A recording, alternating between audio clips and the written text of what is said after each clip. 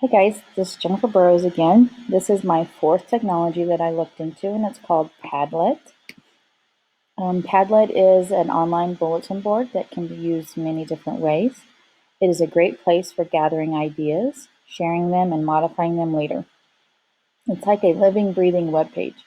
Users can add links, YouTube videos, files, and images to Padlet notes and also move and arrange them. I I wanted to try to find something like this to help with what we're going through with students at home and at school. And not only that, but also in the hopes of trying to social distance them, and they can't really be in a lot of group work together. But I wanted to try to find a way to do that group work, but actually social distance them. So I found that this might be a good tool to do that with because they can talk back and forth there. They can create their own kind of brainstorming ideas with each other, along with adding videos and everything that goes along with that. So, yes, this is for students, I guess.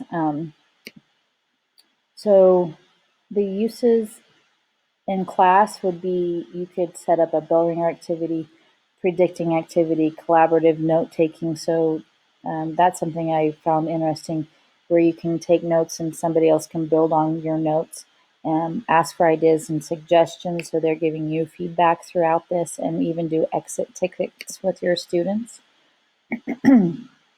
Other school uses would be maybe a poster presentations, gathering resources, introductions with other, like at the beginning of the school year, introducing yourself and students with others. Maybe doing a field trip recap. So not only if you went on a field trip, but like the one before I talked about Google Expedition, so you could maybe do a virtual field trip and do a recap with the whole class over it.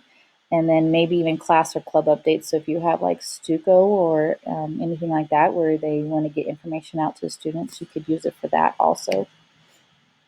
Um, so you can give a statement to students and have them discuss a project about which students have and which they can brainstorm. Share the board and let students share their ideas and comments.